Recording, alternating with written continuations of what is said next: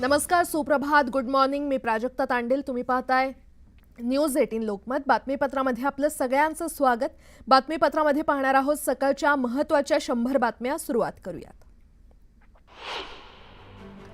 राज्यात आजपासून 3 दिवस हलक्या ते मध्यम स्वरूपात पाऊस पडण्याचा अंदाज वर्तवण्यात आलेला आहे. पालघर जिल्ह्यात तुरळक ठिकाणी विजांच्या कडकडाटासह आणि वादळी वाऱ्यासह पाऊस पडण्याची शक्यता हवामान खात्यानं वर्तवली आहे.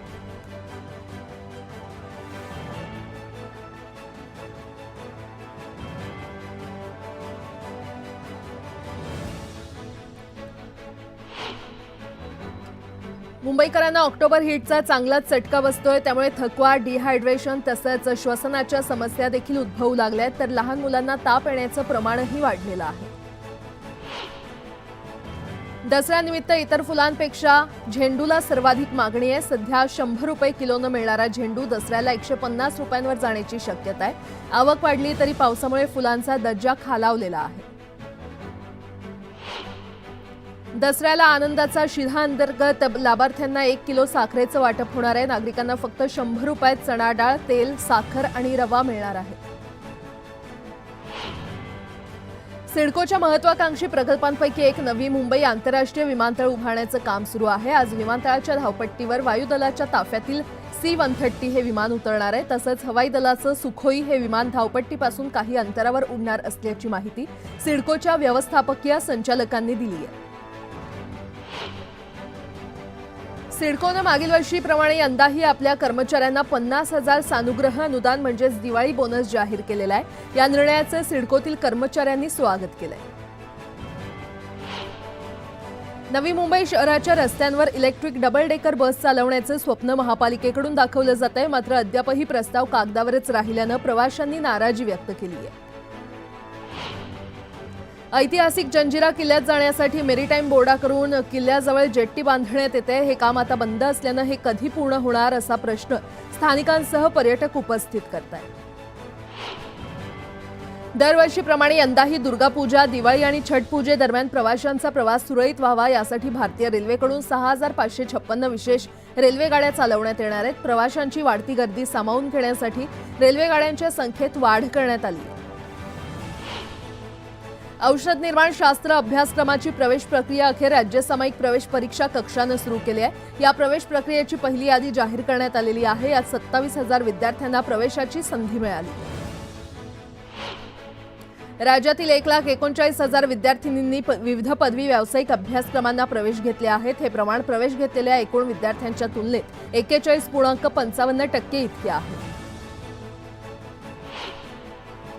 राज्यातील रेरा नोंदणीकृत तब्बल 314 गृह प्रकल्पांविरोधात नादारी आणि दिवाळखोरीची कारवाई सुरू आहे. यापैकी सर्वाधिक 236 प्रकल्प मुंबई महानगर प्रदेशातील आहेत आणि या सर्व प्रकल्पांची यादी महारेरानं आपल्या संकेतस्थळावर प्रसिद्ध केली आहे. म्हाडाच्या पुणे मंडळाच्या 6,294 घरांच्या सोडतीसाठीच्या अर्ज विक्री स्वीकृती प्रक्रियेला सुरुवात झाली आहे. पुणे, पिंपरी चिंचवड आणि PMRDA, सोलापूर, कोल्हापूर आणि सांगलीतील घरांचा या सोडतीमध्ये समावेश आहे. 5 डिसेंबर रोजी या घरांच्या सोडतीचा निकाल जाहीर करण्यात येणार आहे. केंद्र सरकारनं 12.5 लाख क्विंटल सोयाबीन खरेदीला परवानगी दिली आहे. शेतकऱ्यांना सानुग्रह अनुदान देखील दिलं जाणार आहे आणि त्यामुळे मागील 2 वर्षांपासून दर घसरल्यामुळे त्रस्त असलेल्या शेतकऱ्यांना मोठा दिलासा मिळणार आहे. मीरा भाईंदर महापालिकेतील कायम सेवेतील अधिकारी आणि कर्मचाऱ्यांना यंदा दिवाळी सानुग्रह अनुदान म्हणून 24,717 रुपयांचा दिवाळी बोनस मिळणार आहे. याशिवाय मानधनावरील अधिकारी आणि कर्मचाऱ्यांना देखील दिवाळी बोनस मंजूर करण्यात आलाय. महाराष्ट्रात गेल्या 10 दिवसात 800 डेंग्यू आणि 600 तापाचे रुग्ण आढळलेले आहेत. गेल्या काही दिवसांपासून अवकाळी पावसानं हजेरी लावल्यानं साथीच्या रोगांनी डोकं वर काढल्याचं समोर आलं.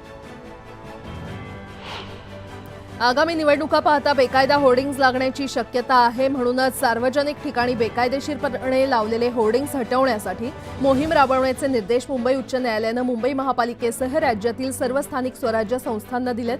तसंच शहर विद्रूप केल्यास राजकीय पक्षांनाही सोडणार नाही अशी तंबी देण्यात आली.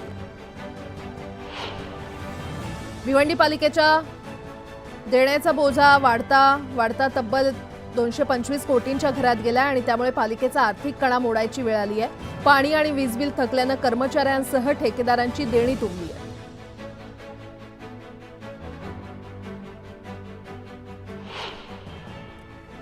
आता एक मोठी बातमी. धनगर समाजाच्या आरक्षणासाठी काढलेलं शुद्धीपत्रक रात्रीत रद्द करण्याची राज्य सरकारवर नामुष्की ओढवली आहे. धनगरऐवजी धनगड वाचावं असं शुद्धीपत्रक काढण्यात आलं होतं.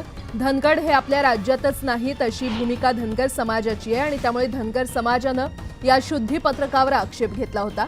धनगड जातीचे 7 दाखले संभाजीनगरात काढले होते, ते जात पडताळणी समितीनं रद्द केलेत. महसूल आणि सामान्य प्रशासन विभागानं हे शुद्धीपत्रक काढलं होतं. चुकीचं शुद्धीपत्रक काढणाऱ्यांवर कारवाई करण्याची धनगर समाजानं मागणी केलेली आहे.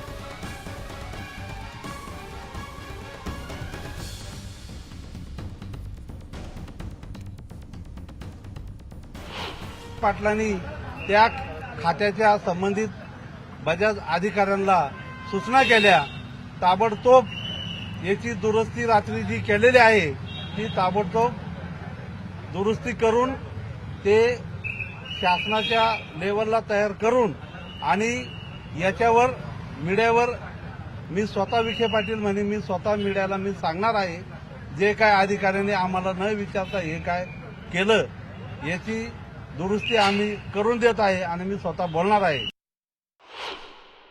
24 तासाच्या आत महसूल विभागाचे प्रसिद्ध शुद्धीपत्रक रद्द करायला लागतं. एकंदरीत अधिकाऱ्यांचं आता लक्ष नाहीये का या सगळ्या गोष्टींवर?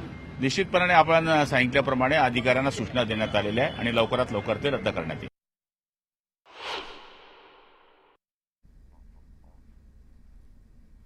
राज्य मंत्रिमंडळ बैठकीत अंशतः अनुदानित शाळांना निधीसह 20% वाढीव अनुदान देण्याचा निर्णय घेण्यात आलाय. निकषांची पूर्तता केलेल्या 820 प्राथमिक शाळांना याचा लाभ मिळणार आहे. मंत्रिमंडळ बैठकीत लेवा समाजाच्या आर्थिक विकास महामंडळाला मान्यता देण्यात आलेली आहे. या निर्णयाचं भुसावळमध्ये स्वागत करण्यात आलं. लेवा समाजाच्या वतीनं जल्लोष साजरा करण्यात आला. महाविकास आघाडीची शुक्रवारी होणारी पत्रकार परिषद पुढे ढकलण्यात आली आहे. महाविकास आघाडीतील अनेक नेते मुंबई बाहेर विविध मतदारसंघातील दौऱ्यावर असल्यानं पत्रकार परिषद दसऱ्यानंतर घेतली जाणार आहे. आगामी विधानसभा निवडणुकीच्या पार्श्वभूमीवर राज्य सरकारला मोठा दिलासा मिळाला आहे. मराठ्यांना कुणबी प्रमाणपत्र देण्याच्या प्रक्रियेविरोधात याचिका 4 आठवड्यांसाठी तहकूब करण्यात आली आहे.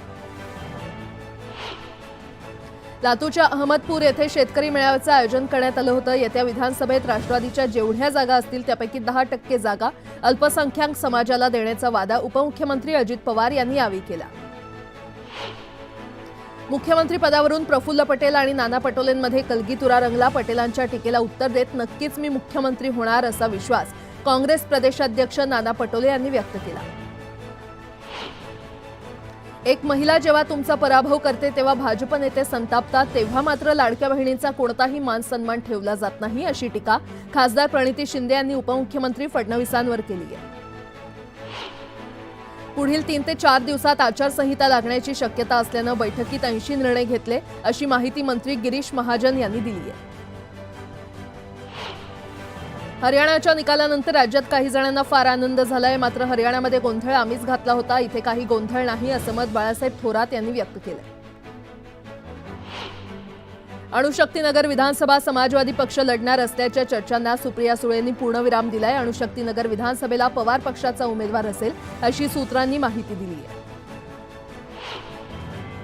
आरपीआयच्या सचिन खरात यांनी राष्ट्रवादी शरदचंद्र पवार पक्षाला पाठिंबा दिला. इतके दिवस अजितदादांच्या पाठीमागे असलेल्या खरातांनी जागा बदलली आहे. शरद पवार आणि रोहित पवारांची अवस्था फरड्या सापासारखी झालेली आहे अशी घणाघाती टीका गोपीचंद पडळकर यांनी केली आहे. जाती जातीत भांडणं लावून जी स्वप्न बघतात ती कधीच पूर्ण होऊ देऊ नका असं आवाहन त्यांनी केलं. वंचित बहुजन आघाडीचे मुंबई अध्यक्ष अबुल हसन राष्ट्रवादी काँग्रेस शरद पवार गटाच्या वाटेवर असल्याची चर्चा आहे. अबुल हसन यांनी पक्षाच्या कार्यालयात मुंबई अध्यक्षा राखी जाधव यांची भेट घेतली. माजी आमदार पप्पू कलानींचे पुत्र ओमी कलानी आणि सून पंचम कलानी शरद पवार पक्षातून निवडणूक लढवण्यास इच्छुक आहेत. उल्हासनगरमधून तिकिटाची मागणी त्यांनी केली आहे. हिंगोलीच्या वसमत विधानसभा मतदारसंघावर शिवसेनेनं दावा केलाय. वसमतची जागा सध्या राष्ट्रवादीकडे आहे, त्यामुळे या जागेवरून महायुतीमध्ये वाद निर्माण होण्याची शक्यता आहे. राहुरी विधानसभा मतदारसंघातील विखे समर्थकांसह भाजपच्या कार्यकर्त्यांनी बाळासाहेब थोरातांच्या उपस्थितीमध्ये काँग्रेसमध्ये प्रवेश केला, त्यामुळे विखेंना मोठा धक्का बसलाय. सोलापुरातील ग्रेसचे खासदार शिवाजीराव काळगे इच्छुकांच्या मुलाखती घेत आहेत. यावेळी माजी पदाधिकारी बाबा करगुळे यांनी अंगावर फलक लटकवत आपल्या कामांची माहिती दिली. वर्ध्यात काँग्रेसच्या वतीनं विधानसभा निवडणुकीसाठी इच्छुक उमेदवारांच्या मुलाखती घेण्यात आलेल्या आहेत. निवडणूक निरीक्षक आमदार नितीन राऊत आणि जिल्हाध्यक्ष मनोज चांदूरकरांच्या उपस्थितीमध्ये 26 इच्छुक उमेदवारांनी मुलाखत दिली. सांगलीच्या आरेवाडीतील विरोबा बनात गोपीचंद पडळकरांच्या उपस्थितीमध्ये दसरा मेळावा पार पडला. भांडत बसायची ही वेळ नाही, ओबीसी मराठा वाद पेटवण्याचा प्रयत्न केला जातोय असा आरोप त्यांनी केला. केंद्रीय मंत्री गजेंद्र शेखावत यांनी तरुणांशी संवाद साधलाय. नवी मुंबईतील डी.वाय. पाटील विद्यालयात कार्यक्रमाचं आयोजन करण्यात आलं होतं. भारत सर्व गुणांनी भरलेलं राष्ट्र असून भारत खूप वेगानं प्रगती करतंय असं गजेंद्र सिंह शेखावत म्हटलं.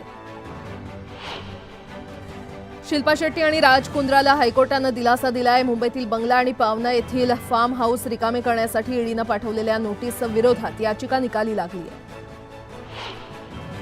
हिंगोलीचे भाजप आमदार तानाजी मुटकुळे यांची प्रकृती खालावली आहे. तानाजी मुटकुळे यांना उपचारासाठी एअर अँब्युलन्सनं मुंबई इथे उपचारासाठी हलवण्यात आले. कल्याणमधील मंगेशी ग्रुपचे मालक आणि बांधकाम विकासक मंगेश गायकरांना गोळी लागलेली आहे. संरक्षणासाठी दिलेली बंदूक साफ करताना गोळी लागल्याची प्राथमिक माहिती आहे.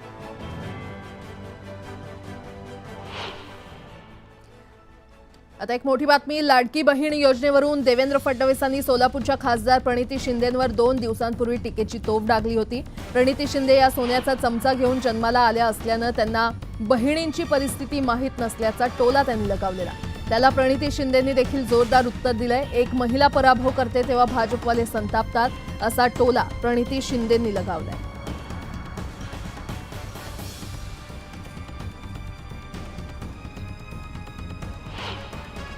तुम्ही बहिणींना जे 1500 रुपये देता ही लाच आहे. तुम्ही बहिणींना लाच देऊन विकत घेताय.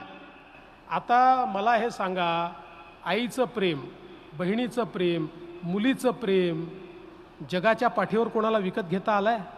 अरे प्रत्यक्ष ब्रह्मदेव उतरला तरी या प्रेमाचं मोल तो करू शकत नाही. जगातली सगळी संपत्ती दिली तरी देखील प्रेम कधी विकत घेता येत नाही. पण जे लोक सोन्याचा चमचा घेऊन जन्माला येतात त्यांना हे कळत नाही. महिलांसाठी अनेक वर्ष ताटमानेनी तुमच्या समोर उभी राहून तुमचा विरोध करून ह्या सगळ्या गोरगरिबांचं त्या ठिकाणी ती काम करत आहे, हे झटत आहे. एक महिला तुमचा पराभव करते तेव्हा BJP वाले खरंच संतापतात. तिथे लाडक्या बहिणीचा काही मान सन्मान आदर ठेवत नाही असं आपल्याला कालच्या त्यांच्या भाषणातून दिसून आलं. आणि पुन्हा एकदा बातम्या वेगवान स्वरूपात. मुंबईची जीवनवाहिनी असलेल्या उपनगरीय रेल्वे मार्गावर सुधारणा करून तिला अपग्रेड करण्यात येते. प्रवाशांच्या सुखकर प्रवासासाठी 301 किलोमीटरचे नवे मार्ग सुधारण्यात येणार आहेत. यासाठी भारतीय रेल्वेकडून एकूण 16,240 कोटींचा खर्च करण्यात येतो. ज्ञानराधा मल्टीस्टेट कोऑपरेटिव्ह सोसायटीमध्ये झालेल्या आर्थिक घोटाळ्याप्रकरणी ईडीनं बुधवारी सोसायटीची 1002 कोटी 79 लाख रुपयांची मालमत्ता जप्त केली आहे. जप्त केलेल्या मालमत्तेमध्ये मुंबई, छत्रपती संभाजीनगर, बीड आणि जालना येथील काही इमारती आणि भूखंडांचा समावेश आहे. गणेशोत्सवामध्ये तेजीत असलेल्या कोथिंबिरीचे दर नवरात्र उत्सवामध्ये कोसळलेले आहेत. 3 ते 4 पट दर कमी झाले आहेत. बदलत्या वातावरणामुळे कोथिंबीर खराब होण्याचं प्रमाणही वाढलेलं आहे. वीज बिल थकबाकीमुळे कायमस्वरूपी वीज पुरवठा खंडित केलेल्या ग्राहकांना महावितरणानं अभय योजना सुरू केली आहे. मात्र तरीही ग्राहकांची पाठच असल्यानं महावितरणाला आर्थिक नुकसान सहन करावं लागतंय. वर्षातील सर्वात मोठा सण म्हणजेच दिवाळी अगदी काही दिवसांवर येऊन ठेपलेला आहे आणि या सणासुदीच्या काळात केंद्र सरकारनं राज्यांना मोठी भेट दिली आहे. केंद्रानं दुर्गापूजा, दिवाळी आणि छठपूर्वीच राज्य सरकारला कर वाटप म्हणून 1,78,173 कोटी रुपये जारी केले. काळाचौकी अभ्युदय नगर इथल्या म्हाडा वसाहतीचा पुनर्विकास केला जाणार आहे. यासाठी विकासक नेमण्यासाठी म्हाडा मुंबई मंडळातर्फे निविदा प्रसिद्ध करण्यात आली आहे. सुमारे 15,000 रहिवाशांना या पुनर्विकास प्रकल्पाचा फायदा होणार आहे. अमेरिकन अंतराळ संशोधन संस्था नासा एकामागून एक मिशन लॉन्च करते. आता नासा गुरुग्रहावर एलियनचा शोध घेणार आहे. राज्यातील बाजार समितीमध्ये मुगाची आवक 1,650 क्विंटलनं वाढली आहे. त्याला सर्वसाधारण दर 6,861 रुपये प्रति क्विंटल इतका मिळाला आहे. राज्यातील बाजार समितीमध्ये बाजारात उडदाची आवक 10,122 क्विंटल झाली. त्याला सर्वसाधारण दर हा 7,022 रुपये प्रति क्विंटल इतका मिळाला. लातूरच्या बाजारात उडदाची सर्वाधिक 3,465 क्विंटल आवक झाली. राज्यातील खरीप हंगामातील पिकं शेवटच्या टप्प्यात आहेत. यंदा राज्यात सरासरीपेक्षा जास्त क्षेत्रावर पेरणी झालेली आहे. मागील वर्षाच्या तुलनेत यंदा 103% पेरण्या झाल्या. मक्याचे भाव निम्म्यावर आल्यानं शेतकरी हताश झालेत. मक्याला क्विंटलला 1,300 रुपये भाव मिळत असल्यानं ऐन सणासुदीत शेतकऱ्यांची आर्थिक कोंडी होण्याची शक्यता आहे. सणासुदीच्या काळातही सोन्याच्या दरात सातत्यानं घट होते. गुरुवारी सोन्याचा भाव जवळपास 800 रुपयांनी घसरलाय. सध्या सोन्याचा भाव 76,850 रुपयांवर आलाय.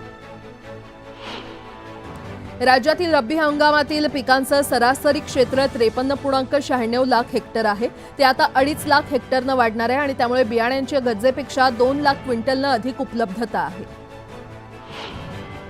पुणे महापालिकेतील सुमारे 18,000 कर्मचारी आणि अधिकाऱ्यांना दिवाळीपूर्वी 8.33% बोनस आणि सानुग्रह अनुदानाची रक्कम बँक खात्यामध्ये जमा होणार आहे. याबाबत वित्त आणि लेखा विभागानं परिपत्रक काढले आणि त्यामुळे पालिकेचे कर्मचारी आणि अधिकाऱ्यांची दिवाळी गोड होणार आहे. 2023-24 या आर्थिक वर्षात पुणेकरांनी सर्वाधिक चॉईस क्रमांक म्हणजेच पसंती क्रमांक खरेदी केल्याचं समोर आलंय. यामुळे पुणे आरटीओला चॉईस क्रमांकातून मिळणाऱ्या महसुलात तब्बल 11 कोटींची वाढ झाली आहे.